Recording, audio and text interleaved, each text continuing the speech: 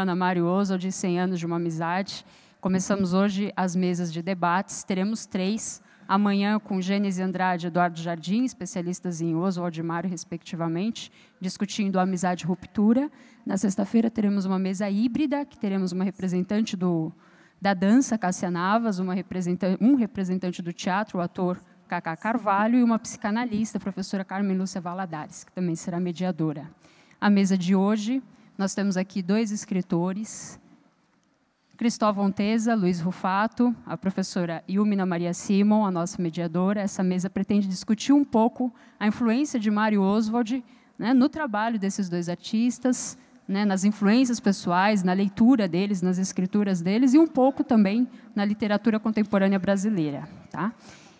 Então, eu gostaria de apresentá-los formalmente. Luiz Rufato tem mais de 10 livros publicados entre romances, ensaios, crônicas, coletâneas e poemas. Sua publicação mais recente é o romance Inferno Provisório, de 2016. Cristóvão Teza publicou uma dezena de obras entre romances, contos e ensaios.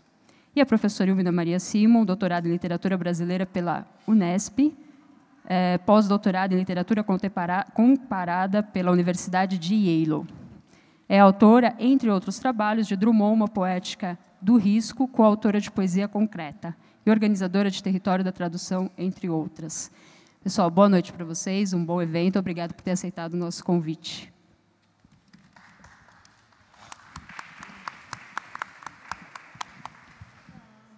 Será que eu acerto isso aqui? Acho que sim. Tá certo? Já está? Tá bom. Acho que eu vou até tirar isso aqui. Eu, em primeiro lugar, quero agradecer ao diretor do Centro Cultural São Paulo e, em particular, a Deise Getúlia, que me convidou para esta sessão. E agradeço a presença de todos. Sejam bem-vindos e boa noite. Eu vou fazer, antes, um pequeno comentário para introduzir o tema dessa mesa, que é o legado, e passarmos logo a seguir aos nossos convidados. Oswald de Andrade baixou de seu pedestal de bicho-papão e entrou para valer na cultura brasileira nos anos 1960. Esta redescoberta foi possível porque havia, na época, um processo de radicalização que pedia um vanguardismo que fosse, ao mesmo tempo, artística e politicamente avançado. Com a sua irreverência e seus rompantes agressivos, com sua vida pessoal turbulentíssima, seus enfrentamentos com a sociedade paulista, suas iniciativas de propiciador de revoluções, sua conversão ao comunismo, Oswald atendia, naquela época, muito mais às solicitações do momento do que a pacatez estudiosa de Mário de Andrade. Isto não é uma crítica, é uma caracterização. Com o tropicalismo e a montagem de O Rei da Vela, pelo Teatro Oficina, a obra de Oswald não só teve circulação e passou a ser lida e admirada em larga escala, como entrou no coração da imaginação artística mais ativista dos anos 60. A redescoberta do seu deboche, de sua espinafração, teve continuidade no começo dos anos 70, com a poesia marginal, que lhe deu um teor existencial de outra natureza. Então, a poesia oswaldiana passou a modelo de coloquialismo, informalismo e facilidade lírica, em versos rápidos e poemas bem curtinhos sobre o cotidiano jovem. De lá para cá, a coisa mudou muito. E temos hoje a chance de pedir aos nossos 2 convidados que apresentem aspectos dessa transformação, dessas mudanças todas, aspectos disso na literatura brasileira contemporânea. O que sobreviveu do ânimo renovador e provocador de Oswald de Andrade e de Mário de Andrade numa produção algo acomodada como a de hoje? Ou seja, como o modernismo desses dois autores pode interessar e dialogar com a mudança de paradigma pela qual passamos rumo a uma cultura que abandonou a inquietação. Bem, nós estamos na presença de duas celebridades, autores de livros já clássicos de nossa contemporaneidade, como, entre outros, Eles Eram Muitos Cavalos, de Luiz Rufato, e O Filho Eterno, de Cristóvão Anteza. Ambos são autores de obras de repercussão nacional e internacional. Por isso, podemos fazer a eles essas perguntas que eu fiz da influência e da mudança que ocorreu da leitura dos dois autores para a geração escritora de agora. Obrigada. Quem quer começar? Você. Boa noite a todos. É um prazer estar aqui nesse lugar magnífico, biblioteca, esse centro cultural, para conversar sobre essas duas figuras tão importantes, referenciais na cultura brasileira, como Mário Oswald de Andrade, mais ainda está com o meu colega Rufato, e aí o Mani de mediadora. E até eu diria que foi um atrevimento meu aceitar vir aqui, mas garantiram que queriam justamente um escritor que não fosse especialista, que fosse para comentar sobre a importância, que estou muito longe de ser especialista em Mário de Oswald de Andrade, mas, obviamente, todo mundo que faz literatura no Brasil, de alguma forma, a sombra dessas duas figuras chegou a ele. Quer dizer, de algum caminho você deve ter tocado, né? Para a gente pensar na influência, no que tocou o ideário literário, cultural, filosófico, político de um e de outro, a gente tem que pensar também de onde que a gente veio, qual tipo de formação, tipo de tempo, né? A minha apreensão desses dois nomes já se fez na década de 70, propriamente. Eles não foram escritores de formação imediata, primeira. Eu sempre brinco e digo assim, eu comecei lendo Júlio Verne, Conan Doyle e Monteiro Lobato, que são três iluministas. Você tem assim, três visões iluministas do mundo, depois você vai chegando nos meandros da realidade nacional. Eu diria assim, o que tocou, como eu vejo, assim, a figura do Mário de Andrade, para mim, ele tem dois aspectos que me chamaram a atenção. Um deles é a questão o velho, clássico problema da formação da cultura brasileira, né? Nós temos sempre essa questão de formação, da ideia do que nós somos, do que é o Brasil. Então, a questão da nacionalidade é a questão de o nacional na perspectiva do Mário de Andrade. Isso era muito importante, era relevante, como era daquele tempo, de achar um lugar para o Brasil, um país periférico, e de, ao mesmo tempo, equipará-lo com o que se fazia de mais moderno, de mais vanguarda naquele tempo. Essa questão de que a tal da identidade, né, a nossa carteira de identidade. Então, ele é muito vinculado a essa questão, a essa discussão. E o Macunaíma, claro, é um clássico dessa mixórdia, né? Onde é que estamos? O que é o brasileiro, o que é a cultura brasileira? E, claro, ele abriu uma vertente, o Macunaíma é uma vertente de linguagem. Eu lembro que, quando eu li a mais a fundo Guimarães Rosa, comecei a mergulhar, eu via todo aquele eco da sintaxe do Mário de Andrade atrás, que era uma coisa que não tinha me ocorrido objetivamente, mas é muito forte. O ritmo da frase, a música do Macunaíma, como rebateu na literatura do Rosa e do Guimarães Rosa, né? Esse é um aspecto. Outro aspecto é a questão linguística, que passou a me interessar mais tardiamente, já como professor na universidade, uma área de linguística, a preocupação que Mário de Andrade tinha com a língua brasileira.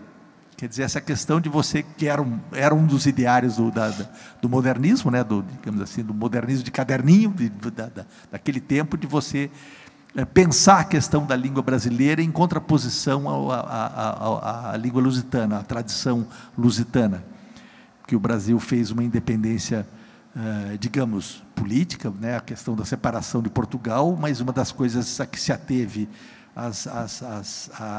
digamos, as faixas de prestígio na época se ativeram de uma maneira muito forte, é a preservação do padrão lusitano como uma prova da nossa, digamos, da nobreza da língua no Brasil.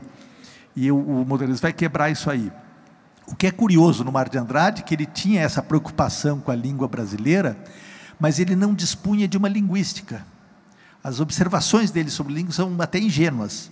Eu lembro que eu li a correspondência dele inteira com o Manuel Bandeira, correspondência belíssima dos dois, e o Manuel Bandeira era um sujeito mais antenado com a gramática clássica, claro, e ele chega a dizer para o Mário de Andrade: para com essa bobagem de escrever desse jeito, fazer... porque ele não, a linguística como ciência moderna, quer dizer, foi a primeira ciência moderna do século XIX, foi a linguística, né? Desde a linguística comparada, depois com o Saussure, na virada do século XX, ela custou muito a chegar no Brasil. Na verdade, ela vai chegar no Brasil só nos anos 50, com o movimento do Décio Pignatário, dos irmãos Campos, que trouxeram as reflexões dos formalistas russos, reflexões teóricas sobre linguagem, e aí a formalização da questão tanto que, digamos assim, o que o movimento teórico dos formalistas russos fez com a literatura foi uma tentativa de transplantar para o mundo da cultura literária as categorias estruturais da gramática, da linguística. Ou seja, é como se você transportar um modelo de ciência natural para um modelo de interpretação ou de explicação dos fatos da cultura, que é a literatura. E isso veio depois, quer dizer, foi o movimento concreto no Brasil, ele modernizou profundamente a discussão literária ao trazer, depois a influência da USP, Boris Schneiderman, toda uma vertente ali que trouxe essa discussão, Jacobson, e isso aí não havia nos anos 30, menos nos anos 40, a discussão era muito rala do ponto de vista de uma ciência da linguagem, você não tinha referência, era pobre ainda. E o Mário, então, ele tem esse problema, ele está lutando por uma imagem de uma língua brasileira, mas ele não dispõe, digamos, de uma ciência para embasá-la. O simples fato de compreender a língua como um conjunto de variedades, a sociolinguística, isso aí não entrava não era uma categoria com que se soubesse trabalhar, Então ele teve ele ficou datado com relação a o que ele queria colocar, né? E depois ele era uma imagem que eu tenho impressão, ele era basicamente um professor. Quer dizer, há uma preocupação do Mário de Andrade digamos assim, de colocar estacas de referência, sistemas de referência. Ele era na visão de literatura dele, uma espécie de tábua de mandamentos que ele está atrás, assim, de criar um sistema de referências. Ele era um professor de literatura nesse sentido. Porque a questão da vanguarda, daí chegando ao Oswald de Andrade, a questão da vanguarda é que ela acaba devorando os vanguardeiros, digamos assim. A vanguarda, ela triunfa como movimento, abre caminhos e acaba devorando os seus criadores, porque daí você cria, sempre que a vanguarda abre um caminho formal, abre uma janela, abre novas faces para você desvendar o real ou lidar com a linguagem, os primeiros são sempre aqueles que vão para o sacrifício, são os suicidas, né? Você como que abdica do processo imediato de comunicação para criar a grande festa da vanguarda, que a vanguarda sempre tem esse espírito de festa, de transgressão, e depois, num segundo momento, aquilo que foi descoberto, aquilo que foi inventado, passa a ser recolocado reinserido numa tradição. Quer dizer, a literatura não vem do nada, ela não surge, não há tábula zero, a tábula rasa em literatura. Você nunca começa do nada, mas o espírito da vanguarda é como se você pudesse começar do nada, que você pudesse arrasar tudo e colocar num outro patamar, né? E o Oswald de Andrade, eu tive menos, a partir do Rei da Vela, que aí os anos 60, minha adolescência, tal, isso aí ele estava inserido muito numa leitura específica política do momento, quer dizer, a década de 60 foi uma década profundamente revolucionária na cultura brasileira. ela reflete toda a contracultura que corre no mundo todo, do ponto de vista político, com um sinal mais ou menos trocado, em que você, por causa da Guerra Fria, você tinha lá, do lado de lá, no campo de poder da União Soviética, você tinha toda uma juventude se revoltando contra o Estado, né? A Praga, a Hungria, aquelas revoltas do final dos anos 50 e 60, quer dizer, e aqui você tinha um outro processo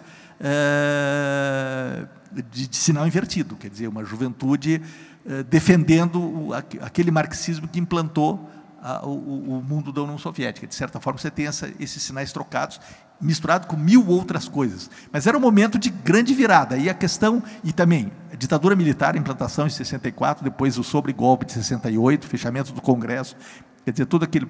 E eu vivi isso intensamente ali, exatamente na fase que você vai ficando, virando gente, né? Ali entre os 12 e os 18 anos, eu estava ali no miolo daquilo lá, absorvendo tudo. O teatro, o Rei da Vela. Então, ali, o Oswald de Andrade, que eu recebi, era aquele muito vinculado, antes da literatura, vinculado a uma visão de mundo revolucionária, visão de mundo basicamente política, muito fortemente política, como era o discurso daquele tempo. Mas, num segundo momento, não. Depois, quando eu entrei já tardiamente para o curso de letras, comecei a ler, comecei a trabalhar, e eu me lembro, pelo menos, uma influência direta do Oswald de Andrade na minha literatura para fazer esse toque. Eu não reconheço, por exemplo, no Mar de Andrade, eu não consigo achar um ponto de contato entre o que eu fiz. Claro que existe, você lê, mas não foi uma referência forte para mim, assim, foi mais uma referência intelectual do que propriamente visceral, que são as influências que fazem a gente escrever, né? Mas o Oswald de Andrade teve um toque, que a poesia que se fez referência, aquele deboche, aquele tipo de poemas piadas, o tipo do desmonte do discurso convencional pelas pequenas sacadas, a antropofagia, ou seja, tem uma coisa ali que tocava muito forte. E eu lembro que eu, quando estava no curso de letras, eu comecei a escrever uns poemas que se chamavam 23 modos de assassinar a poesia. Então, era assim, por enforcamento, por afogamento. Tinha umas aulas de teoria literária, tinha tudo. Eu era muito arrogante, eu achava que eu sabia mais do que tudo aquilo. Eu ficava escrevendo escondido, assim, os modos de assassinar a poesia. E fiz uma série de poemas piadas. Assim, era um livrinho, e alguém disse, por que você não publica isso aí? Está legal isso aí, né? Os 23 modos. Eu disse, não, eu não vou, isso aqui é uma brincadeira, tal. Mas aí nasceu um livro, um romance meu chamado Trapo, que eu disse assim, puxa, eu não vou assinar isso aqui, mas eu posso criar um personagem que escreveu isso aqui. Então, Trapo nasceu, eu imaginei uma situação de um poeta suicida, ele se suicidou aos 20 e poucos anos, e deixa um calhamaço de cartas, etc., entre os quais os modos de assassinar a poesia. E aí nasceu a concepção do Trapo, que aqueles documentos vão parar na mão de um velho professor, aposentado, o professor Manuel, que vai fazer uma biografia do Trapo, descobrir quem foi o Trapo, quem foi aquele poeta, tal. Eu acho que, psicanaliticamente, eu estava assim, naquela fase de deixar de ser o bicho grilo que eu era e estava me transformando num professor. Então, eu criei o Trapo suicida, eu estava me matando como poeta e virando o professor Manuel, o sujeito conservador, que tem a vida certinha, tudo tal. Então, o Trapo foi um momento da minha vida, 82, assim, que eu estava nessa passagem. E claro, que os 23 modos de assassinar a poesia são diretamente oswaldianos. Assim. Aquilo veio direto, era uma brincadeira, a maneira de. Né? E, obviamente, sem o talento do Oswaldo, mas era aquela coisa que se rebate como influência. Né? Então, essa, pelo caso dele, coloca um ponto de partida agora para conversar. O Rufato vai falar com mais propriedade, assim, certamente. Ele é o meu PowerPoint, sabe? Bom, uma boa noite para todo mundo. É um grande prazer estar aqui ao Inhume, né, que nós somos companheiros há uns 6 anos já de trabalho, né, de luta. E o Cristóvão, que nós temos feito mesas em vários lugares, né, e sempre a gente se diverte bastante. Eu não sei se o público se diverte, mas nós nos divertimos. Né? Como o Cristóvão começou a dizer, e eu vou confirmar, quer dizer, nós estamos aqui, eu menos que ele, o Cristóvão mostrou claramente o quanto que ele conhece, sabe, né? Mas como eu fui convidado como escritor, então eu vou ser irresponsavelmente escritor, né? Que não tem profundidade de conhecimento das questões teóricas, mas como leitor do Mário, como leitor do Oswald e como alguém que tem bastante curiosidade em relação a este momento especificamente. Eu acho, inclusive, que este talvez seja um momento interessante de reflexão a respeito qual o significado da Semana de Arte Moderna na história da literatura brasileira e também o que significou a Semana de Arte Moderna para a literatura brasileira que estava se fazendo naquele momento. Então, a primeira coisa que me vem à mente é o seguinte: eu acho que, para além de tudo, os modernistas foram grandes marqueteiros, porque, na verdade, essa inconstância, toda essa vontade de mudar e de fazer coisas novas e tal, não era naquele momento 22 que foi exatamente ali que começa. Esse movimento já existe, por exemplo, a própria maneira de se escrever brasileiramente já está no Lima Barreto. O Lima Barreto já está escrevendo brasileiramente. O Adelino Magalhães, que é um escritor que começa a publicar na década de 10, é um escritor que já tem influências, embora essas influências sejam muito impalpáveis, já tem influência de vanguardas europeias. Só que, por exemplo, nem Lima Barreto e nem Adelino Magalhães são autores que estão diretamente ligados ao modernismo brasileiro. Eles são considerados pré-modernistas, como se existisse a possibilidade de alguém ser pré alguma coisa, né? Ali havia um processo e que, muito inteligentemente, de uma maneira brilhante, foi colocado como a Semana de Arte Moderna, como um marco inicial de algo que, na verdade, era um processo. E, nesse ponto, já há um verdadeiro fascínio da minha parte, porque, realmente, depois que o Mário de Andrade disse aqui começa o modernismo brasileiro, aqui começa a verdadeira literatura brasileira, todos passaram a acreditar e passaram a repetir isso, e eu acho que era o momento da gente pensar um pouco a respeito dessa questão. É verdade isso?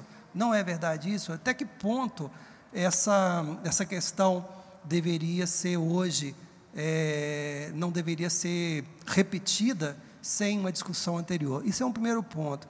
O segundo ponto, que me interessa também bastante, é de alguma maneira o Gustavo já antecipou um pouco, é a questão de qual o papel literário que o Mário desempenha para a literatura brasileira depois de 22.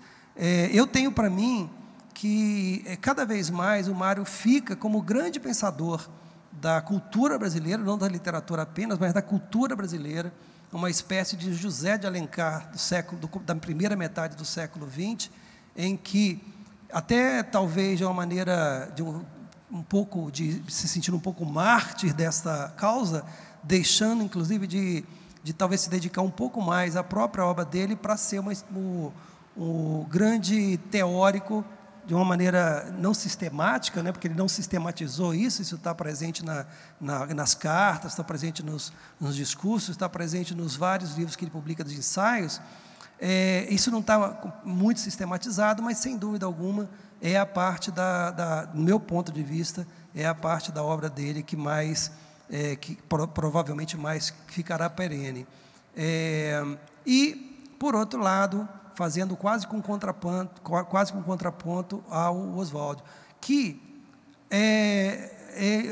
a mim me parece exatamente o oposto do Mário de Andrade. Quer dizer, enquanto o Mário quer pensar a cultura, o Mário está ali o tempo inteiro tentando colocar uma ideia por trás daquele projeto, que no fundo, ele talvez seja até frustrado, porque muitas das questões que o Mário prega e que ele vai se bater por elas, logo em seguida, vão ser colocadas de lado e vão ser outras as preocupações, mas o Oswald de Andrade, que não tinha nenhuma preocupação a sério de discutir questões teóricas, ele faz uma obra que, no meu ponto de vista, ela se pereniza muito mais, no sentido de que ele faz uma poesia, e, para mim, o que fica não é nem a poesia, o poema piada, mas a intertextualidade. Quer dizer, o Oswald de Andrade, em 22, ele já estava fazendo intertextualidade, que é uma coisa incrível, não é? Ele já está ali antecipando algumas tendências na poesia. publica 2 romances que, para mim, são 2 romances assim, basilares da literatura posterior, que é o Serafim Ponte Grande e, principalmente, o Memórias Sentimentais de um Miramar, que ele também já tem uma série de questões, já é paródia, já é uma tentativa de também pensar politicamente o Brasil, mas não ideologicamente, mas politicamente no sentido mais amplo. E, enfim, essas questões que eu, como leitor, não como pesquisador e nem como ensaísta, que eu não sou, essas questões que me interessam mais de perto. No sentido de influências mais próximas, eu acho curioso, porque há alguns anos eu me deparei com uma entrevista que o Mário de Andrade deu, creio que na década de 30, em que não só ele, vários escritores e poetas brasileiros foram perguntados a eles quais eram os 10 contos que, segundo eles, seriam os contos mais importantes da literatura brasileira. E isso essas respostas estão publicadas, não vamos lembrar qual a revista agora, uma revista do começo da década de 30, eu esqueci qual revista. Bom, e a resposta que o Mário de Andrade me fascinou tanto que eu acabei fazendo uma antologia dos contos que ele cita. E é incrível, porque ele já está no final da década de 30 e ele não responde os 10 melhores contos, ele faz uma lista de 24, portanto, o cânon dele deve ser levado em consideração.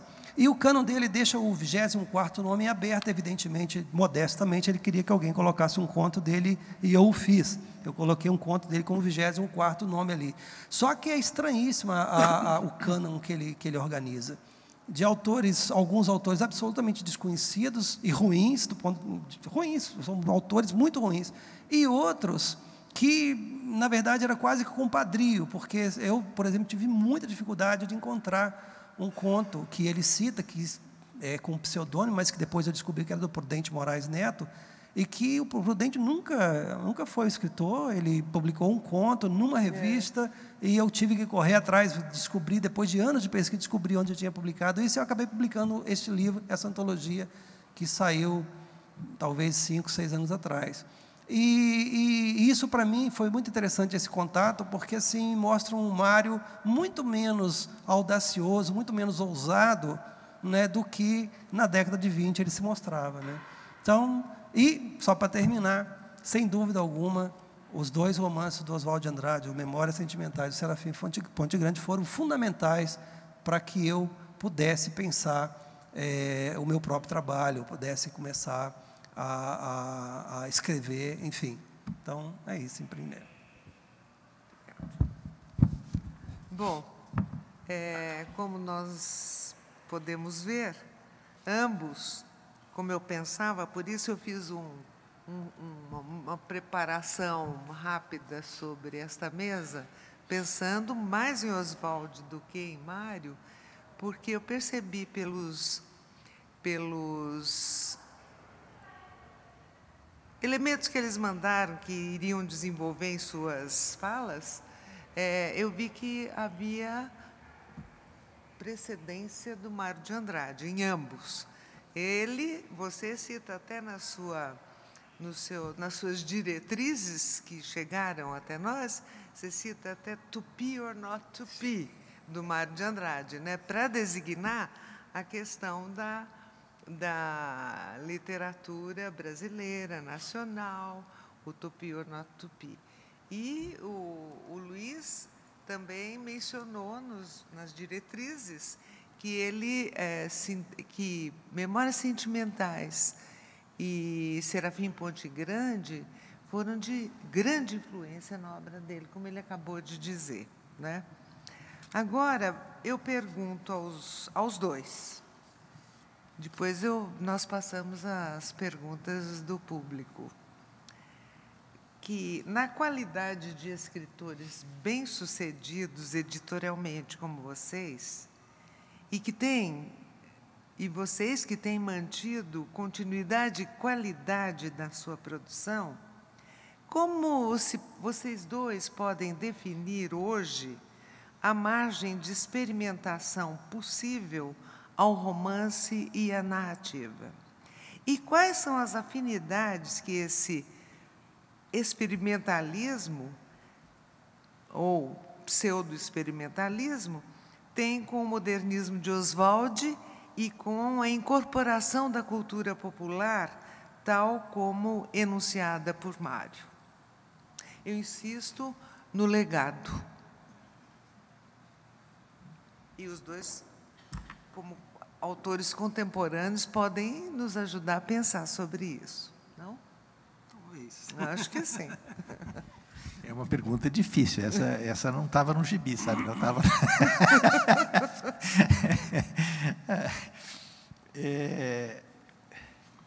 Bom, talvez fazer essa ponte assim especificamente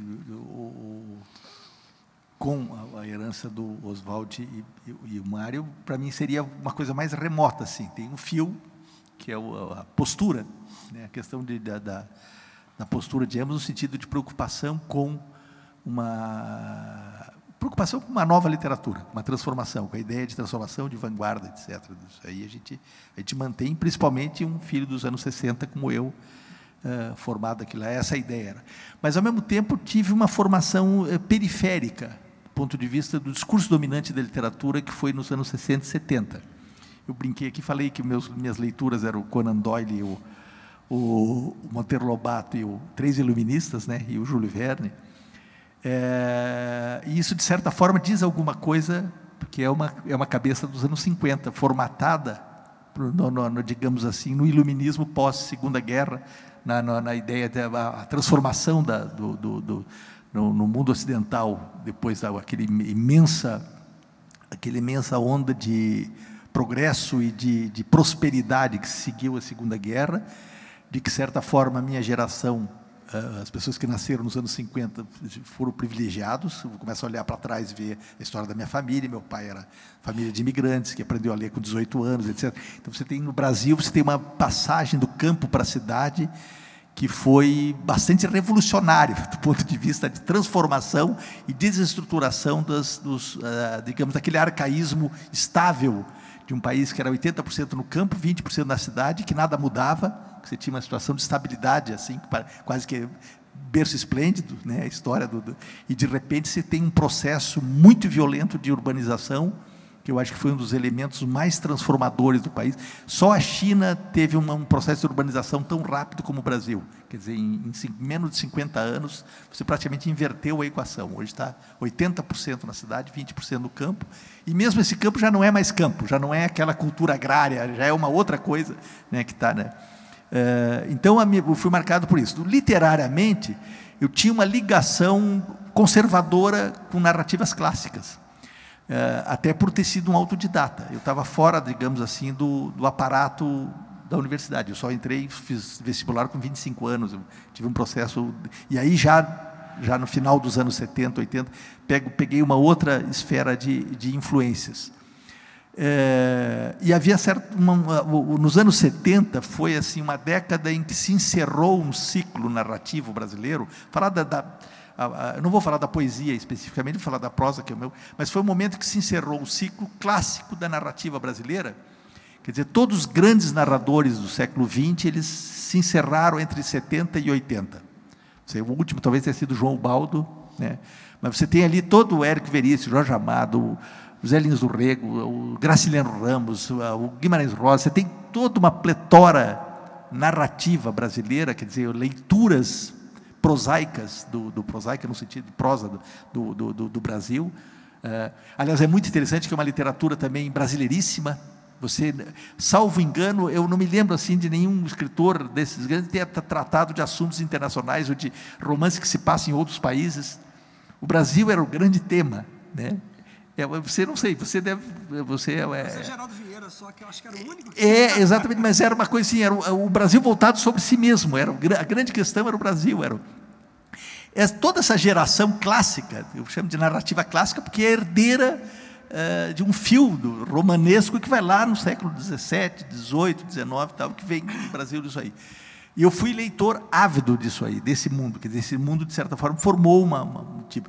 E aí você, nos anos 70 e 80, você tem uma virada, uma quebra, que coincidiu também com uma revolução cultural no mundo todo.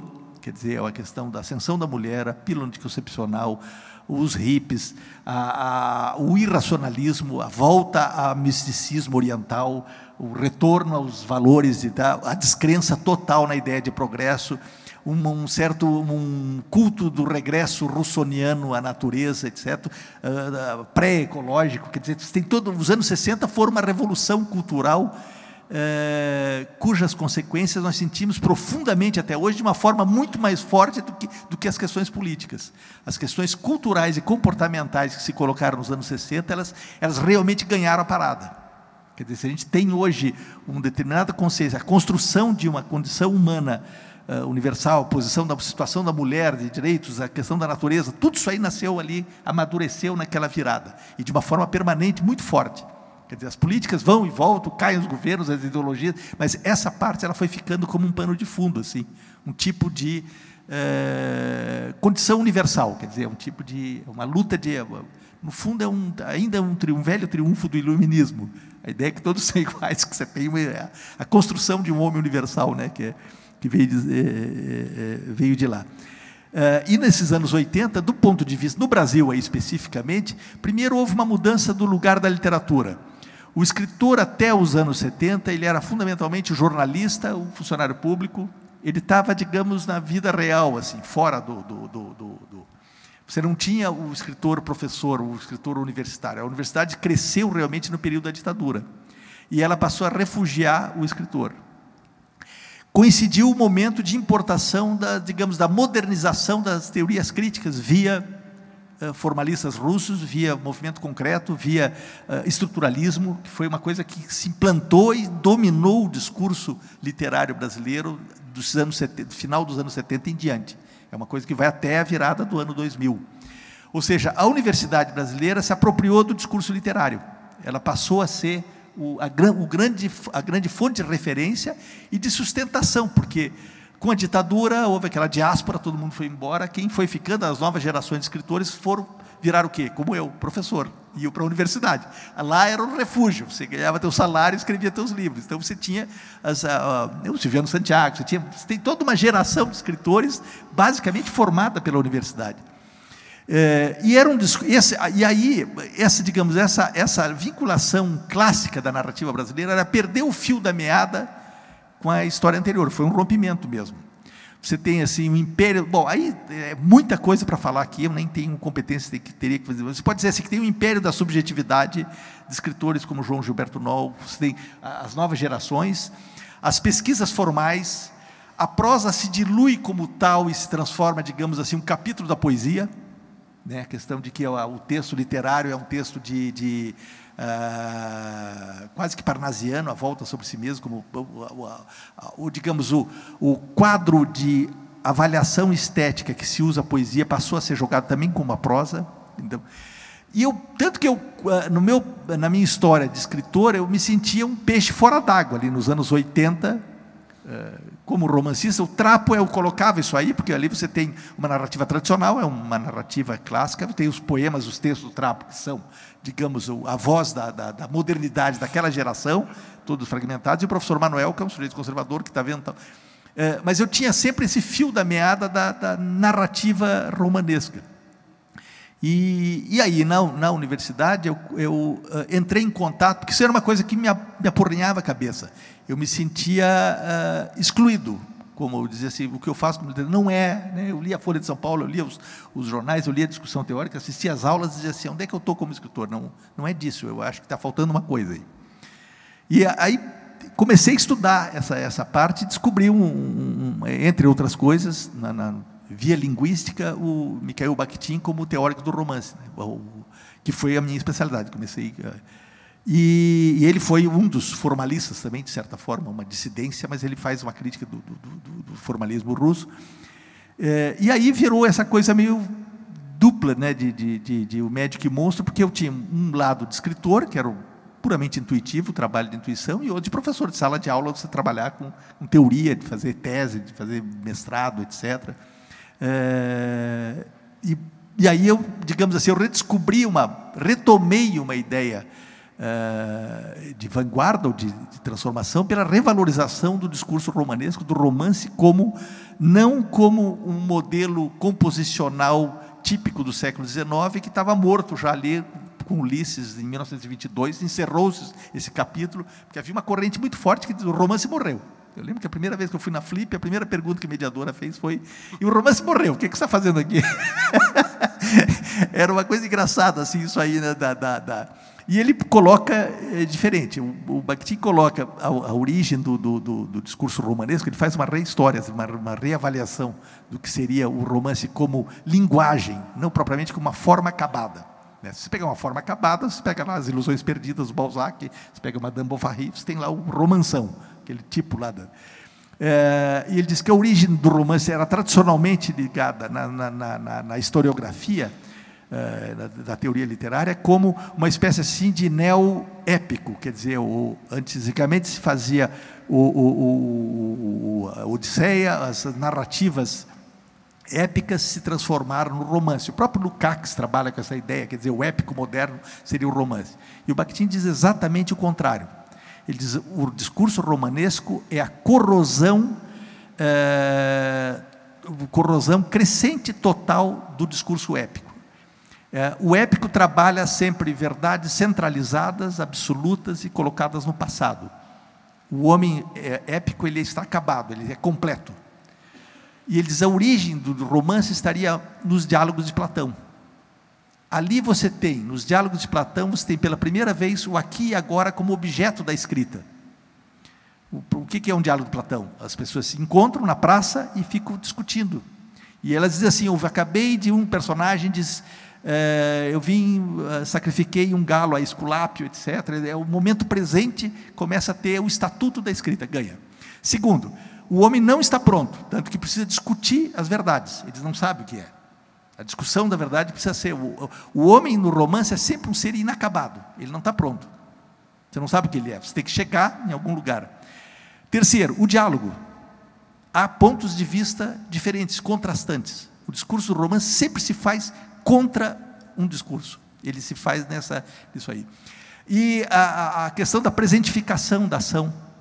Então, ele diz: ali está o embrião de um discurso romanesco. E o espaço de reflexão ideológica também, como uma parte importante do romance. Aquilo que os formalistas diziam assim: o romance não é literatura, porque é mais jornalismo, é história, é psicologia. Se você tirar tudo isso, que lá, as disciplinas que seriam, não sobra literatura. Né? Era uma crítica que se fazia nos anos 20, e dizia assim: não, isso aqui a análise psicológica não é literatura, a sociologia é outra coisa, tem um capítulo. Então, claro, tem aquela ilusão da arte pela arte, a pura literatura não existe. O Bakhtin vai dizer: literatura é um fato social, você cria um sistema de referência, cada época cria. E ele diz: culturas centralizadas fazem o romance definhar, culturas diversificadas fazem o romance crescer. Então, Roma, por exemplo, foi riquíssimo do discurso romanesco. Você pega o Satiricon, você pega pontos de vista opostos, o cotidiano, a vida urbana. A cidade é o espaço por excelência, que os contrastes se chocam diariamente. Então, isso é uma matéria-prima rica. A vida individual, as cartas do Cícero, as questões pessoais colocadas como coisas relevantes da escrita, coisa que não existia na antiguidade. Tudo era público, não existia o mundo pessoal, o mundo individual. Né? Quer dizer, claro que existia, mas não existia como estatuto literário. Você não escrevia sobre isso. Você só escrevia com altas vozes para o público. Em Roma começa a aparecer a intimidade como um valor literário, que é uma das coisas essenciais do romance. Depois tem na Idade Média toda a centralização ideológica, religiosa, tal, o romance definha. Aí volta as narrativas centralizadas, os cantos das cruzadas, etc. O romance, como formato, ele vai meio que morrendo. Na Renascença, que é o contato de choques, de pontos de vista, ele renasce espetacularmente com primeiro com o Decameron, já na pré né, que é e aí vai o Dom Quixote, que é assim a coisa. Então o Bakhtin faz uma história do romance completamente diferente, não como uma forma composicional historicamente datada, mas como uma linguagem que brota em situações sociais diferenciadas, distintas, e que vai assumindo formas que tem que dar conta do tipo de universo de cada momento. Desde as falas hieráticas, quando ele fala do discurso na Idade Média, é sempre um discurso centralizado, parado, de alguém que fala alto unilateralmente. Tem sempre aquele discurso real, assim, imperial. Aí você chega no Ulisses, do James Joyce, a pessoa que está pensando passa a ser assim, 40 páginas do pensamento sem pontuação, etc. Ele está dando conta de uma face da realidade que não era relevante 50 anos antes, ou 100 anos antes. Você tinha que criar formas sintáticas para dar conta de outra esfera de preocupação ou de foco onde estava né? Então, ali foi pela primeira vez que eu comecei a me sentir moderno. Né? Aquilo me deu uma chave. Claro que eu não. É muito difícil dizer o que isso influenciou na minha literatura ou não influenciou. Você não sabe. Eu gosto de acreditar que não, que eu separo as coisas, como teórica é uma coisa, o leitor de ensaio é um, o ficcionista é outro. Claro que você tem um impulso de coisa. Mas eu acho que isso me liberou psicologicamente para escrever livros como o Fotógrafo, o Breve Espaço, depois o Filho Eterno, que foi um rompimento na minha vida pessoal e literário. Então, isso deixou de ser uma preocupação comigo, mas de descobrir o que há de transgressor na prosa, né, e como ela deve trabalhar, porque ela também é um processo que leva em consideração a experiência, a hipótese de existência que você cria num livro e que você oferece ao leitor. Quer dizer, mas eu já falei demais aqui, era só para pegar esse fio da modernidade. Quer dizer, você tem toda aquela formação escolar, tempo do Mário de Andrade, do Oswald de Andrade, escolar que eu digo não só de escola, mas aquele momento que você está absorvendo coisas, né?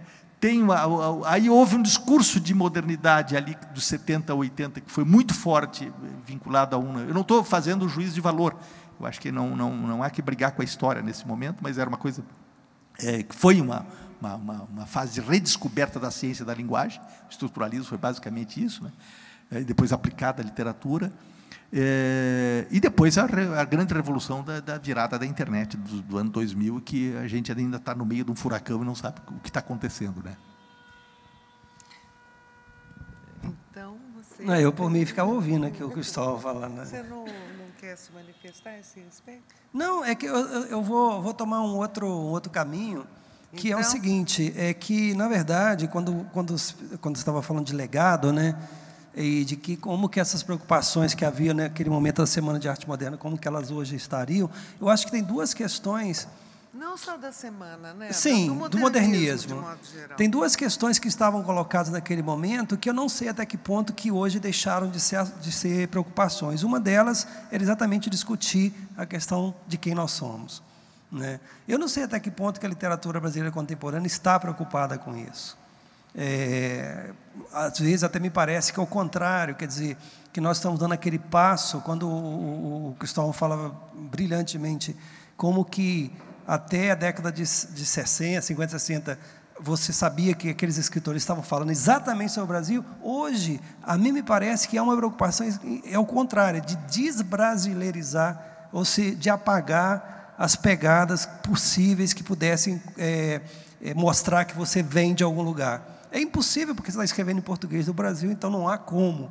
Mas, de alguma maneira, assim, do ponto de vista de resultado, a mim me parece exatamente isso. Quer dizer, uma tentativa de escrever uma literatura que ela não tenha essa, entre aspas, nódoa nacional, né? Que é um problema. Quer dizer, aqui tem uma questão que talvez pela origem exatamente oposta, ela seja a mesma. Não é a mesma questão, mas pela oposição em que ela está, talvez seja. E a outra questão é a questão da experimentação. Essa experimentação é sempre um problema sério para o escritor, porque se você quer matar um escritor, é dizer que ele faz literatura experimental. Porque aí todo mundo já fala, tá, então tchau. Muito obrigado, foi um prazer te conhecer. Isso é porque existe uma ideia de que experimentar, ou literatura experimental, é hermética, é uma literatura só para iniciados, uma literatura que realmente não tem o intuito de dialogar com o leitor, de comunicar. Quando, na verdade, não é isso, né? Nós sabemos que não é isso. O próprio Oswald de Andrade, quando você pega tanto a poesia quanto a prosa dele, ele quer, sim, comunicar, e, no meu ponto de vista, ele comunica e muito bem. Mas ali tem, sim, uma questão da experimentação. E experimentação em que sentido? No sentido de você tentar dar um passo além daquilo que está sendo feito naquele momento. E isso, por exemplo, é uma preocupação que eu não acho que exista também na literatura hoje. Então, por isso que eu te digo, quando você me pergunta qual o legado do modernismo, e que para mim o modernismo não é que ele se resume a isso, mas os dois pontos mais importantes para mim são exatamente a preocupação de definir uma identidade ou de uma brasilidade, tanto na questão temática quanto na questão da linguagem, e a questão da experimentação. Esses dois assuntos não são assuntos, né? Evidentemente que eu estou falando de uma maneira geral, é evidente que existem escritores que estão preocupados com isso, mas isso não é, digamos, a tônica, né? E aí poderiam perguntar, mas isso é importante ou não é importante? Não sei. Realmente eu não consigo responder assim, de uma maneira peremptória. Mas certamente você pode, de uma maneira bastante tranquila, dizer que essas duas questões não são questões colocadas na literatura atual.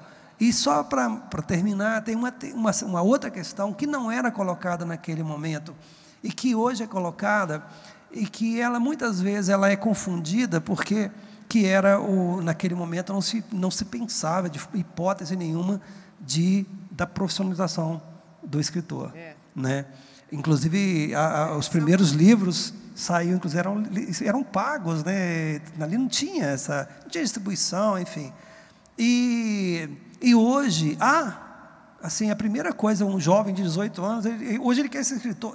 Quando eu era criança lá em Cataguases, né, se alguém falasse assim, primeiro que nem sabíamos que era escritor, mas eu tenho certeza, se algum menino de 18 anos falar, quando eu crescer eu quero ser escritor, isso era um problema grande, porque assim, algum problema esse cara tem, né? E hoje você percebe exatamente assim, virou hoje uma moeda social, quer dizer, as pessoas conhecem o Cristóvão, não porque as pessoas leem o Cristóvão, mas assim, conhecem o Luiz Rufato, e fala Luiz Rufato, mas não lê o Luiz Rufato, porque eu não sou mais escritor, entendeu? Eu sou o cara que escreve. O cara que escreve eu conheço, o livro dele não importa. Então, e aí, então, ser escritor virou uma moeda social importante. É bacana, é chique você dizer que é escritor, né? Quando em 2003 eu deixei o jornalismo, bem, há pouco tempo, nós estamos falando de 14 anos atrás, quando eu deixei o jornalismo para me dedicar só à literatura, quando eu chegava e eu fazia muita questão de dizer que era escritor, quando eu chegava nos hotéis e tal, eles colocavam, né, lá, eu colocava escritor. Aí o cara falava, o senhor é escritor, o senhor tem um cartão de crédito para deixar aqui, não é por nada não, mas... Então, hoje não, as pessoas chegam sequer e falam assim, eu sou escritor e tal, né? Então, esse fato de você pleitear a profissionalização, isso também muda um pouco, eu acho, a maneira, não só como a literatura é tratada, no sentido de como ela é escrita, né, mas também quais são as preocupações dela, né? Então, por isso que eu quis só retomar essa questão, porque talvez seja interessante a gente pensar ou refletir sobre esses momentos tão díspares, né, e que talvez possam significar bastante coisa, né? Bom, eu tenho mais algumas perguntinhas, mas antes disso, eu queria saber se alguém de vocês quer fazer uma pergunta, discutir algum ponto com os dois. Deixo.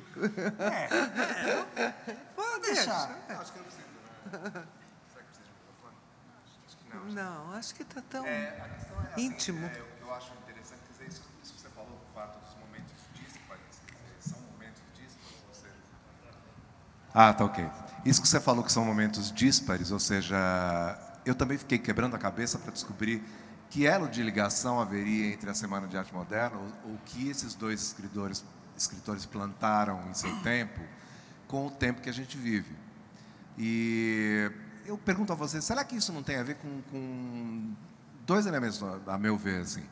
Do ponto de vista da literatura moderna brasileira, eu acho que ninguém está dando conta ainda do que está acontecendo. E não estou falando isso do que está acontecendo agora exatamente, mas do que vem acontecendo ao longo do tempo no Brasil, que parece um desastre gigantesco, não sei se a gente vai conseguir sair disso, né? Que é uma coisa espantosa, que eu acho que causa uma perplexidade gigante nas pessoas, e não só nos escritores, mas os escritores como antenas da raça, nesse momento, acho que estão imobilizados. E não sei se nos falta instrumental para tratar desses assuntos. E não estou falando só da política, acho que existe uma dissolução de nacionalidade aí, muito clara, né? Quer dizer, aquela coisa do orgulho da nacionalidade, de ser brasileiro, essas coisas são complicadas hoje, né? Diante de uma espécie de... quer dizer, existe... Todo mundo está ficando nu, na verdade. Isso num primeiro momento. E por outro lado, esse excesso de informação que a gente está vivendo, quer dizer, com a internet, que é uma coisa que a gente não conseguiu dominar ainda e não sabe onde vai dar, isso também nos joga para o universo, em vez de nos trazer para dentro de casa. Talvez o casamento dessas duas coisas aí nos cause a gente perde esses dois pés e está vivendo um momento em que a gente não sabe exatamente como lidar com a realidade do ponto de vista da arte, do ponto de vista da literatura. Pergunto a você se isso, talvez, esses dois talvez não sejam elementos que tenham nos descolado, inclusive de uma grande literatura, que é a literatura que foi sendo produzida a partir do modernismo, e que chega um momento, como você mesmo disse, Cristóvão, ela é estancada, né, por alguma razão. Parece que tem um buraco ali do qual a gente... é um buraco que a gente não conseguiu ligar ainda, a gente não conseguiu fazer uma ponte ainda com essas coisas. Não conseguiu fazer uma ponte com a grande literatura do Oswald de Andrade e com as ideias do Mário de Andrade. Eu também acho que o Mário tem uma coisa muito mais, digamos... Engraçado como eles são complementares também, né? Um pensa e o outro faz, né? Acho que é muito isso, no final das contas, né? Bom, enfim, joguei umas coisas aí para vocês. Bom, eu não... me definindo como escritor, eu sou um instintivo total. Ou seja, eu nunca escrevi com uma pauta antes. Agora eu vou escrever sobre a questão brasileira e tal. Não. O que me interessa são as pessoas, a relação entre as pessoas e a cidade. Todo mundo tem uma teoria de boteco para explicar as próprias coisas retrospectivamente. Eu tenho uma teoria de boteco para explicar como eu vejo a literatura brasileira, uma simplificação meio brutal, mas que eu acho que tem, que é a questão do campo e da cidade. O Brasil teve ela para ser o que tentou ser no século XIX, que era criar uma nacionalidade imperial, né, de que o negro não fazia parte.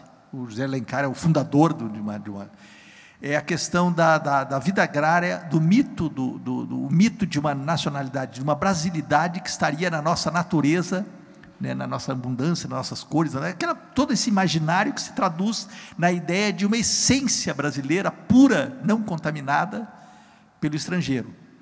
Quer dizer, é uma simplificação brutal, que começa ali com o José Alencar, e vai ter uma família de escritores completamente diferentes entre eles, inclusive em qualidade, mas você vai até o Jorge Amado, o próprio Guimarães Rosa, você pega assim, uma família que vem nessa vertente em busca de uma substância brasileira, literariamente brasileira, autêntica, e que o Guimarães Rosa chega ao ponto de fazer uma literatura que é praticamente intraduzível. Ele fecha a ponte com qualquer tradução.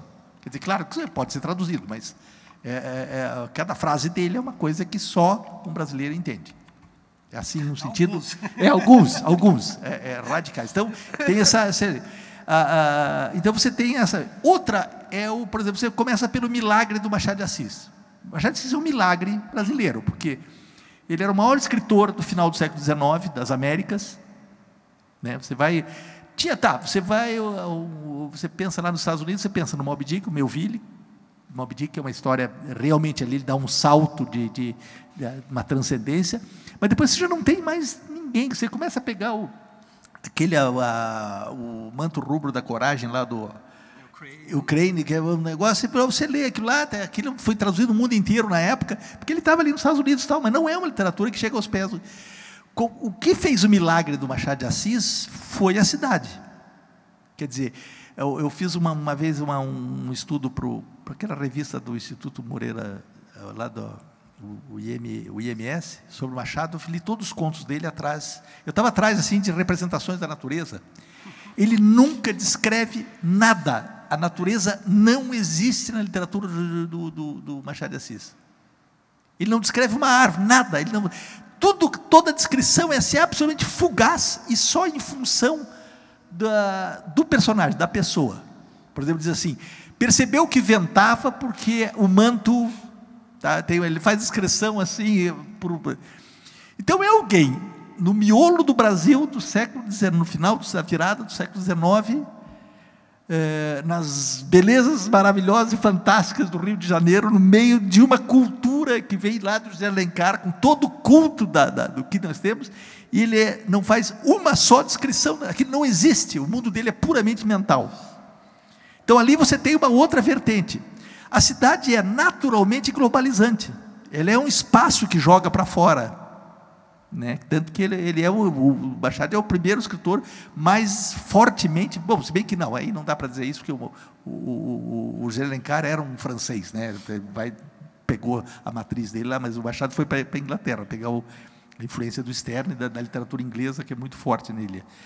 Aí você tem uma família de escritores que tratam dessas questões de cidade, essas questões desenraizadas, a qual eu modestamente me coloco lá no rabo da fila, mas, quer dizer, a cidade é o meu espaço. Eu fui despregado também do mundo agrário, meus pais, meus avós, eu vivo eu acho que é um processo semelhante ao do Rufato, que escreveu Eram Muitos Cavalos. Então você tem, que é um retrato do Brasil também, essa virada, né? Agora, é claro, você não consegue se livrar disso. O Professor, que é um livro todo intelectual, é um livro que trata de assuntos pelo próprio personagem, né? São assim, ele retoma 50 anos da vida dele, que está o Brasil escarrado da primeira à última página ali, as questões dele. E ele é um professor universitário. Eu não digo em nenhum momento qual é a cidade que ele está, porque as universidades são a cidade da utopia, elas são todas iguais, né? Você toma um café aqui na USP, é igual lá na Fortaleza, na França, na Sorbonne, você vai em Nova York, tá, o ambiente universitário, ele cria uma família comum de sistemas de valores muito semelhantes, que é o império da ciência, você tem critérios de coisa. Então, ali, mas aquele no Brasil está escarrado ali na história do professor Eliseu, o tempo todo, até pela questão da linguagem, a queda das consoantes intervocálicas, que separou português do espanhol, né, que passa a ser um tema, um mote dali. Agora, eu pensei nisso quando escrevi? Nada. Eu você vai tocando e vai se inspirando no ato de escrever. Agora, a literatura não é inocente, é claro que tem... Você quando escreve, não acredita naquela inspiração que cai do céu e escrita automática, não. É que a linguagem, com os anos, você vai desenvolvendo, criando um narrador, criando um jeito de olhar o mundo, que passa meio a falar sozinho. Ele tem uma coisa pelo que se acumulou de leitura e da própria experiência da escrita. Mas essa é uma questão que não me preocupa, a questão de brasilidade ou de retratar. Eu acho que se eu chegar nas figuras humanas e nas relações humanas que estão no centro do que eu escrevo, o Brasil vai estar ali, obrigatoriamente. Estou escrevendo em português contemporâneo, estou falando de espaços vitais brasileiros, estou falando da cidade, estou experimentando recursos sintáticos diferentes, a questão da fusão dos tempos, etc. Nunca parei de fazer isso. E se eu for bem sucedido, eu acho que todo o meu meio ambiente, a cultura política, etc., vai estar ali, né? De alguma forma vai ser reconhecido. Um bom livro sempre sabe mais do que o seu autor, né? Se o autor explica demais o que ele fez, é porque o livro talvez seja limitado. Você sempre abre caminho, ao ler, ele vai desdobrando os sentidos, tal, porque você está lidando com matéria que não é só tua, a linguagem não é só do autor. Cada palavra que você põe ali, vem uma multidão de pessoas junto. Ela está ali, está reproduzindo, está criando um mundo do qual você faz parte e que você está, de alguma forma, se colocando nele.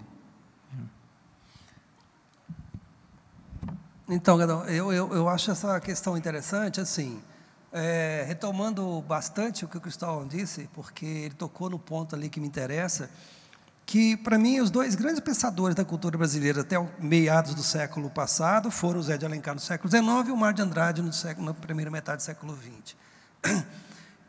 Curiosamente, não. O Zé de Alencar, ele pensa a cultura brasileira baseada em 3 elementos, que é o índio, o português e o branco, ou o índio, o português e o negro. O Mário de Andrade, pensando mais à frente, pensa exatamente da mesma maneira. Só que ambos não podiam, ou não estavam ainda, não tinham a capacidade de perceber que havia um outro elemento importantíssimo que iria, na verdade, construir o resto do Brasil, que era o imigrante. Esse imigrante europeu, o imigrante japonês. Não existia essa preocupação naquele momento. Portanto, pensar a cultura brasileira, até o Mário de Andrade, é pensar uma cultura brasileira que não é a nossa cultura brasileira hoje. Muito bem. Há talvez uns 5, 6 anos, eu escrevi um artigo lá no Valor, acho que você estava lá ainda, talvez. Pode ser. Que eu falava que, curiosissimamente, se você pegar a literatura brasileira até a década de 60, incluindo a década de 60, assim, seguramente que 95% dos sobrenomes dos escritores são portugueses, ainda são portugueses, até a década de 60.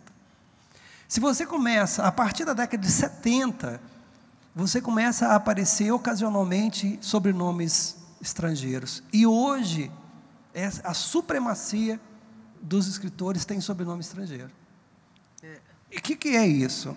Significa, isso é um dado muito importante para a gente pensar a diferença que há nisso. Significa o seguinte, que a grande migração para o Brasil foi no final do século XIX, né? Qual que é a primeira coisa que os nossos avós fizeram, os Volpato, os Tesas, os Rufato? Eles tinham que sobreviver. E quem tem que sobreviver não tem que pensar em livro, literatura, essas porcariadas, não. Tem que pensar em não morrer de fome. A segunda geração é a geração que vai construir alguma coisa, vai pensar em arrumar uma casa e colocar os filhos na escola. Ou seja, é na terceira geração que você vai ter uns caras lá que vão escrever um livrinho aqui e tal. Então, coincide exatamente isso. Isso é a partir da década de 70, você tem, então, inclusive uma grande porcentagem de oriundos, de descendentes de italianos escrevendo. E esse olhar que vem com esse imigrante, ele não é um olhar que existia quando o Mário de Andrade pensa a cultura brasileira, e muito menos quando o Zé de Alencar pensa a cultura brasileira. Esse imigrante, ele não vem só com uma cultura, é uma cultura mais ampla, quer dizer, ele vem com uma língua que vai contaminar e deixar-se contaminar e contaminar a língua original. Ele vem com um paladar que também vai contaminar essa língua original. Portanto, eu acho que, do ponto de vista meramente, eu estou pensando aqui antropológico, talvez, a questão da cultura brasileira hoje nesse sentido, muito diferente da questão que se colocava naquele momento. Se você juntar isso, agravando essencial, a partir da década de 50, o Brasil dá essa guinada violentíssima de um país absolutamente rural para um país completamente urbano. E o que significa isso? O Cristóvão colocou alguns pontos positivos desse fato, que é o fato de realmente você quebrar paradigmas, né? A sociedade rural é mais reacionária, ela é mais hierarquizada, e quando você vem para a cidade, esses paradigmas vão quebrando, que é o lado positivo, e tem um outro lado, que é a desarrumação completa, que você tocou também, a desarrumação, a violentíssima. Exato, que desarruma tudo, inclusive desarruma do ponto de vista arquitetônico, desarruma do ponto de vista urbanístico, né? Então, quer dizer, o Brasil que nós temos neste momento, que é um Brasil completamente diferente daquele Brasil do começo do século XX, mais ainda do século XIX, é um Brasil que, aí eu concordo plenamente com você, nós não sabemos muito bem o que é isso. Tanto que o Tesa é a primeira geração ele está na primeira geração de escritores oriundi no Brasil, ou seja, é a primeira geração, ou seja, é muito recente ainda. E, para piorar esse nosso quadro, né, nós temos uma elite política, que também é uma elite econômica, que assim, ela tem um total e absoluto desprezo pelo que é o país, né? No sentido de que não existe um projeto político efetivo de educação, um projeto político efetivo de organizar o país como um Estado. Ainda é uma elite agrária, exatamente. Completamente é uma elite agrária que está desarmonizada, desfocada do momento que vivemos, que é outro momento. E, portanto, aí eu concordo, nós não sabemos muito bem o que é isso, né? Pode ser que, daqui a algum tempo, venha alguém que tente sistematizar essa discussão, ou não sei. Mas o que eu acho que nós estamos tentando fazer, nós escritores, você sabe muito bem disso, que você é um grande escritor, nós estamos fazendo o quê? Nós estamos fazendo o que o Cristóvão disse, nós estamos escrevendo. Esse é o nosso papel, né? Esse é o nosso papel, é escrever. E, de alguma maneira, eu tenho certeza que o Cristóvão, você, eu, acho que nós três temos mais ou menos a mesma perspectiva, de nós estamos escrevendo conscientemente que nós estamos, de alguma maneira, a língua é a nossa maldição, mas é a nossa salvação também. Quer dizer, escrever em português do Brasil.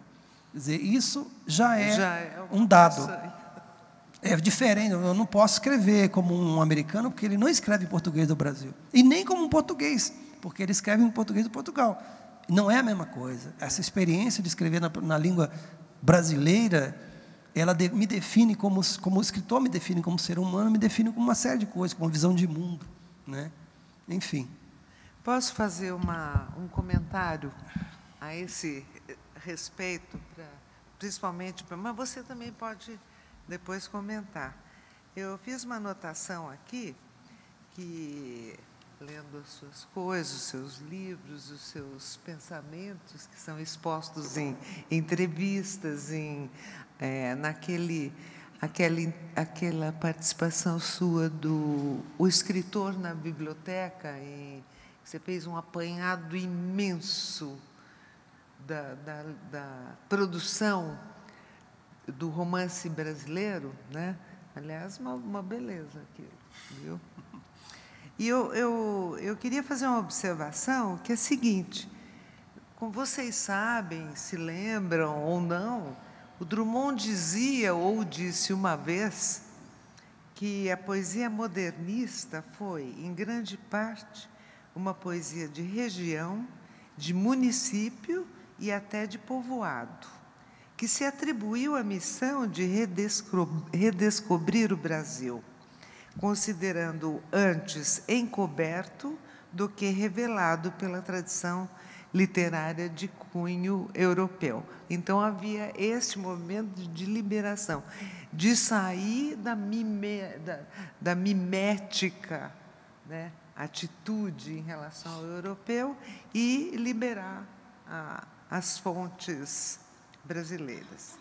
Eu me lembrei, Luiz, que você vem de uma cidade pequena de Minas, uma das poucas com ilustre passado modernista, não é? E sei que alguns dos seus livros retratam sua experiência de vida em Cataguases, não biograficamente, mas a experiência vivida em Cataguases. E reconstituem claramente a saga da vida operária numa pequena cidade. A partir da experiência modernista de Oswald e de Mário, e tendo em conta que você é um escritor de circulação internacional, em diálogo constante com o público estrangeiro, como você concebe, Luiz, o que é hoje local e global na escrita de um romance? O que o narrador contemporâneo capta desses fluxos locais e mundiais? O narrador contemporâneo, o que está escrevendo agora, né? Como o local e o global, em outras palavras, se relacionam na experiência contemporânea de uma pequena cidade do interior. Enfim, como essa cidade reflete e absorve o ritmo da globalização. Você pode comentar isso também, porque tem a ver com o seu... Inclusive porque nós temos uma briga séria. Lages versus Cataguases. Né? Embora o Cristóvão não escreva sobre Lages, Lages Lages, eu não quero puxar. A gente fica trocando e-mail e brincando lá, Cataguases e tal. Não, Lages cunhou moeda, né? Foi república. República Juliana, não é importante. O que diz alguma coisa lá. Cataguases já era a metrópole, já era uma grande cidade. Não, fala até você. Hoje é para ele. Não, mas que... Não, mas é um problema da situação atual de que o Cardão estava falando, um problema da globalização que nós temos que enfrentar também, não é? E ver o que está acontecendo com a produção contemporânea. Digamos, um pouquinho depois de vocês, os produtores mais recentes, sobre os quais você falou nessa... Não sei se foi uma... Não foi uma entrevista, o escritor na biblioteca, lá em... Acho que ele também Curitiba, estava sim. Em Curitiba, isso. Então, essa questão do local global sempre existiu e sempre vai existir, é uma questão que né, mas até o fim. Hoje ela é diferente, porque a globalização está alterando tudo. Então, aí... O local Essa é uma questão interessante, porque, veja bem, quando a gente fala em globalização, que digamos assim, é um fenômeno, aparentemente um fenômeno contemporâneíssimo, né? E porque ela se dá de uma maneira muito rápida, mas a globalização sempre existiu, né? A Roma, por exemplo, era a cidade mais globalizada do mundo. Ali você tinha povos de todos os lugares convivendo entre eles. Não, globalização econômica, de dominação. Sim, mas tudo isso, a Roma dominava economicamente, ideologicamente. Era completamente diferente. Sim, era diferente, Úmina. Era diferente porque hoje nós temos a rapidez, digamos assim, quase que é muito instantâneo tudo isso, né? E aí, evidentemente, claro, você tem toda a razão, não havia uma ideia de imutabilidade no tempo, que hoje não, hoje é absolutamente, o tempo é corriqueiro. Agora, o que eu acho é que, assim, no fundo, essa globalização, do ponto de vista cultural, ela é muito relativa, porque, veja bem, o que significa, no fato, eu como um escritor, o que isso vai modificar a minha escrita?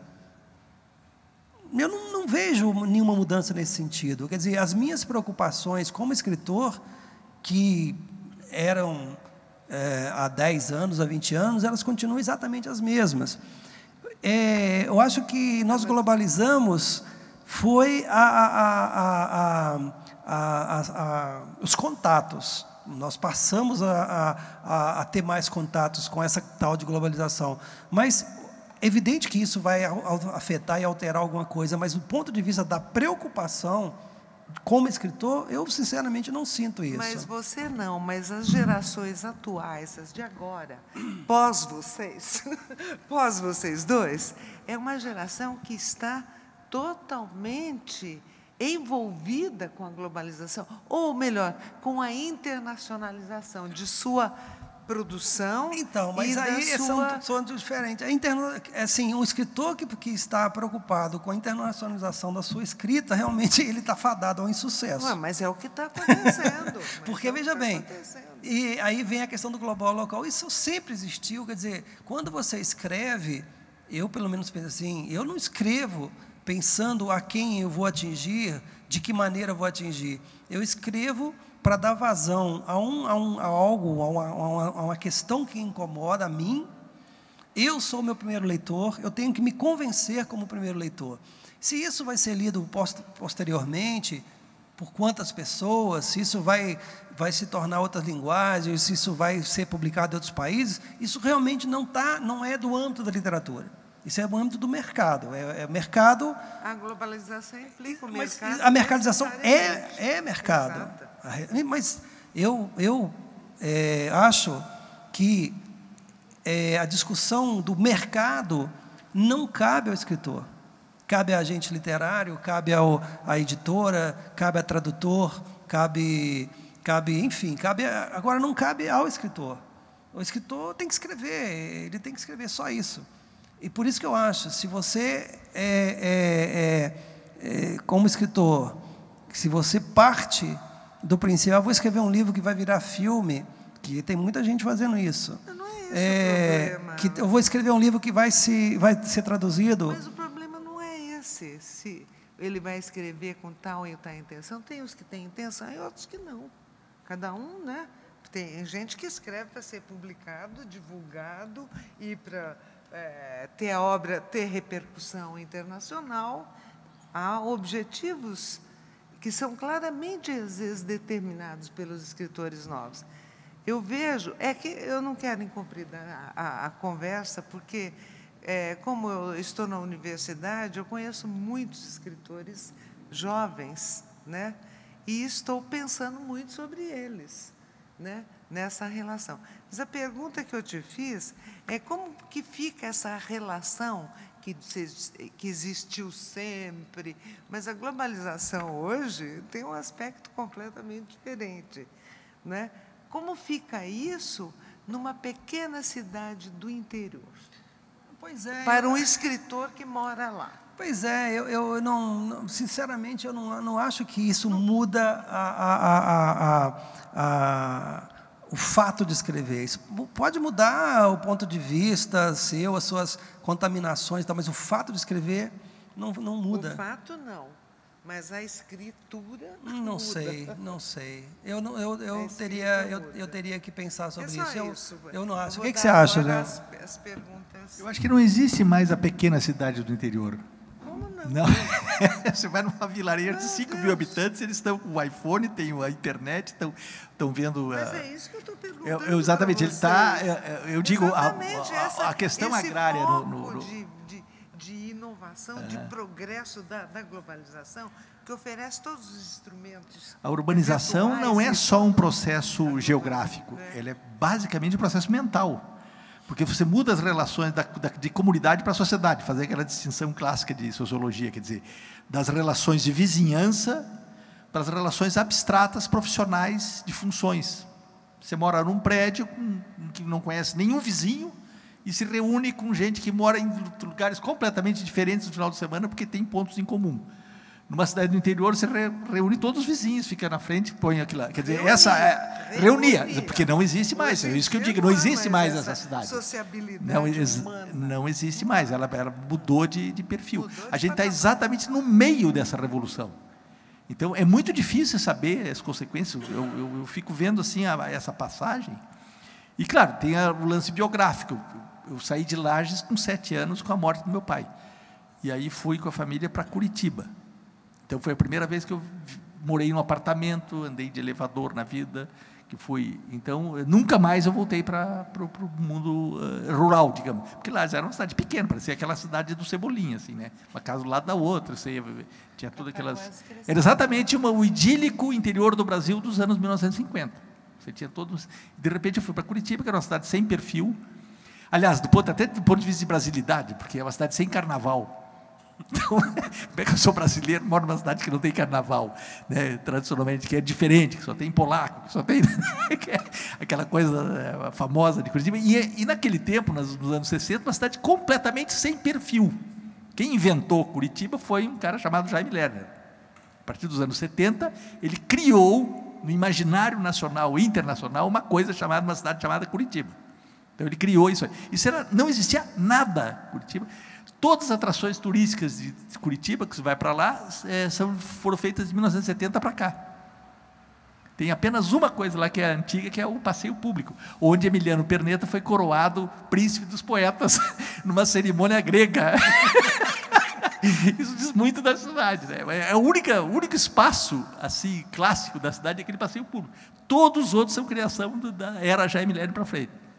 O Jardim Botânico, quer dizer, ele inventou uma marca, a questão dos transportes, o turbo, o expresso, o sistema, a questão ecológica, que isso aí foi uma criação que deu certo, quer dizer, realmente pegou. Aquilo foi uma marca que eu... Então, ali, para mim, é um tipo de formação. Eu me fiz ali, quer dizer, ali que eu me tornei gente na cidade. Claro que isso se reflete na literatura. Tem vários temas que vão e na... A sensibilidade hoje não se altera muito com todas essas forças da globalização, da internacionalização. A sensibilidade é afetada, né? Por isso que eu fiz essa pergunta. Desculpa. Alguém... uma pergunta. A gente já está praticamente encerrando aqui. Ah, é? A gente quase encerrando. Vamos lá. Bom, vou tentar... Nossa, é mesmo, 9 e pouco. Eu ia desistir da minha pergunta, mas... Não desista, não. Eu não vou desistir. Vou tentar ser rápida também, mas não sei se vou conseguir, porque, para me apresentar um pouco também, eu sou tradutora, pesquisadora do Mário de Andrade, então, e sou recém-leitora estou terminando o Filho Eterno, e li a tradutora agora recentemente, que eu gostei bastante, assim. Não vou me estender, à vontade de ir falando mais, mas assim, para dizer por que eu vim, né, porque eu sou muito Mário de Andradiana, quem é pesquisador do Mário, né, continua, que antes do Mário, no mestrado, eu estudei em Monteiro Lobato, que o Luiz Rufato falou se é que pode dizer pré, né, no fim o Monteiro Lobato era considerado pré-modernista, e foi até o Oswald de Andrade que falou, na verdade, quem... deveria ser considerado e incorporado ao movimento modernista seria o Monteiro Lobato, mais do que o Graça Aranha, enfim. Também vim pelo Luiz Rufato, porque faz um tempo eu conheci você pela antologia que você comentou sobre o Mário de Andrade, né? Que eu acho que está publicado no Depoimentos e Entrevistas, que a Teleancona Lopes editou, numa entrevista, chama Inquérito Macaulay. Isso, né? Exato, foi lá que... Mas quer dizer que é anterior, sim, é naquele livro, sim. Esse inquérito foi publicado lá, e depois eu vi a sua edição, comprei a sua edição, e depois, enfim, comecei a ler seu discurso em Frankfurt, que eu gostei muito, então tem afinidades aí Mário de Andrade, Oswald de Andrade. Então, por isso que eu estou aqui, né? Queria ouvir realmente a proposta do legado, achei super interessante. Eu gosto de escrever também, mas não sou escritora.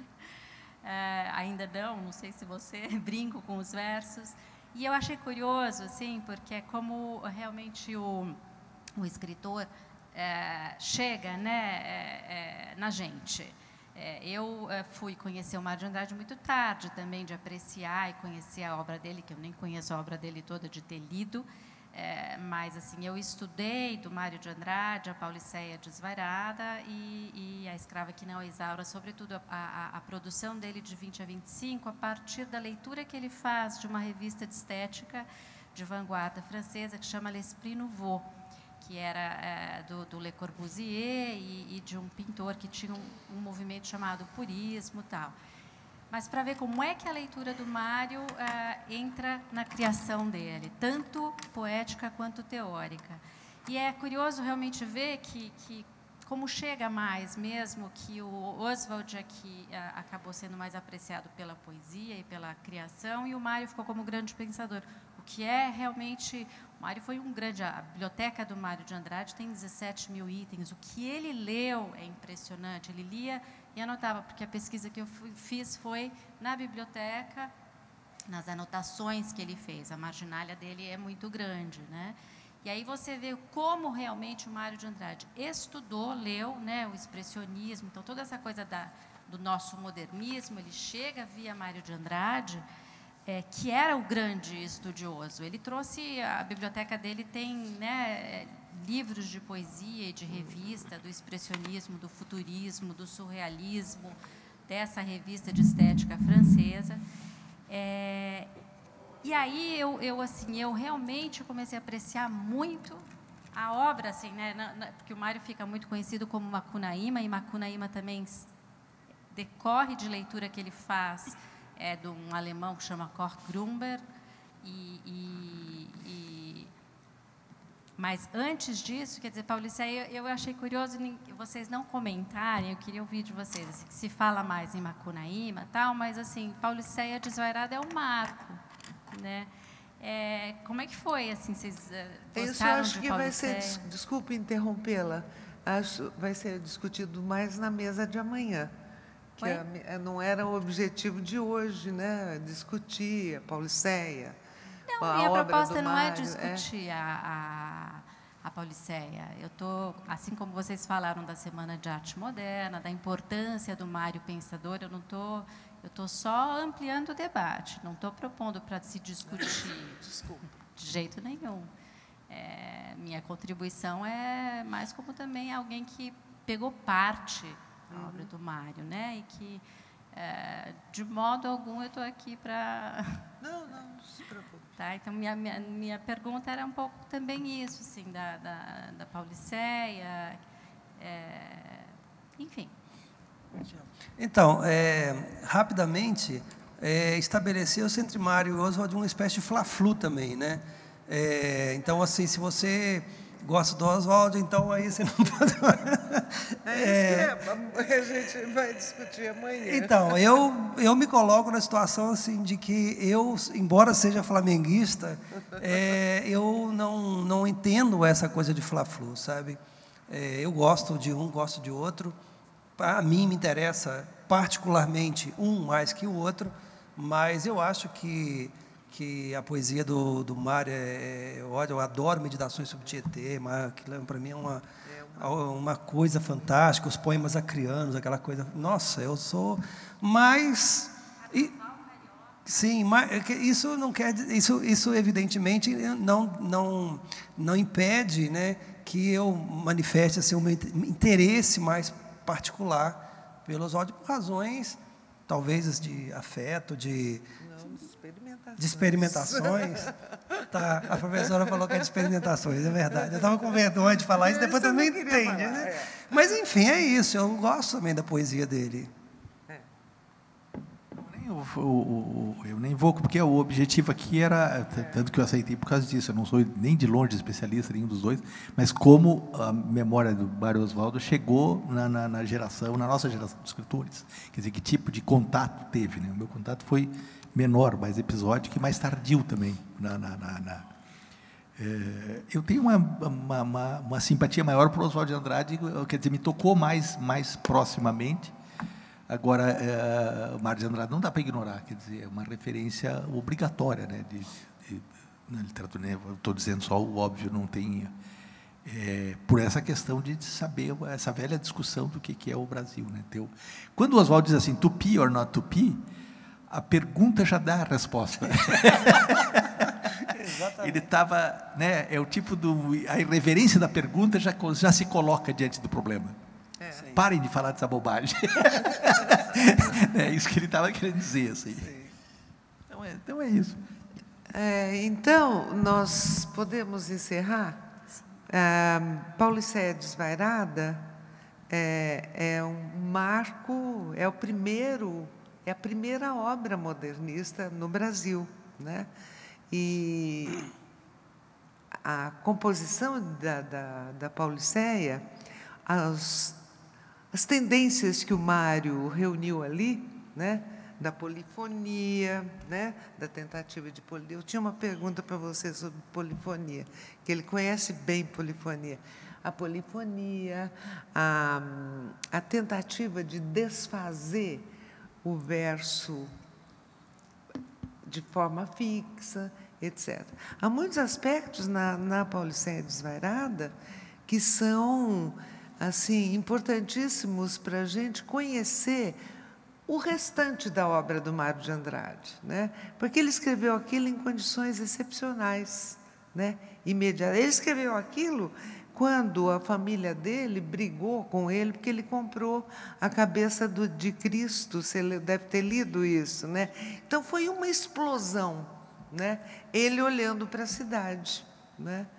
E esse livro marca o início da obra moderna, no sentido modernista e vanguardista, no Brasil, né? E nós vamos encerrar porque estamos em cima da hora, né, Deise? Na verdade, aqui a gente tem um evento logo na sequência. A gente tentou fazer uma grade assim, onde a gente não acaba invadindo, né, os horários. Então, acho que por isso. Então, e tem mais, né? Até domingo tem outras tantas atividades. Tem muita coisa para ver aqui, né? Puxa, eu queria muito agradecer a presença de vocês. Foi muito bacana, muito agradável essa noite. E amanhã, lembrando, nesse mesmo horário, também com a apresentação do Xaxá e do Pascoal antes, né, a partir das 7h30, 7h40, a gente tem a nossa segunda mesa, que é com a Gênese Andrade e o professor Eduardo Jardim, vem também do Rio especialmente, especialistas em Oswald e Mário especificamente, né, nessa ordem. E aí a ideia, eu acho que é um pouco isso, trazer elementos que analisam um pouco o contraste entre eles do ponto de vista das ideologias, né, o que contribuiu um pouco para essa ruptura e o que tinha também contribuído para essa integração, para essa amizade entre eles. Então, eu acho que, pelo o que eles prometeram, eu acho que a gente entra um pouquinho mais nas obras propriamente ditas, até para demarcar um pouco essa diferença. Tá? E sexta-feira também, 7h30 a gente tem uma mesa híbrida, uma mesa mais ousada, né? São 3 linguagens diferentes, e a gente vai pensar as repercussões expandidas, né? Mário e Oswald para além da literatura. Então, esse é o nosso encaminhamento e o nosso muito obrigado, né, para essa mesa de hoje, foi muito agradável. Boa noite, muito obrigada. Boa noite.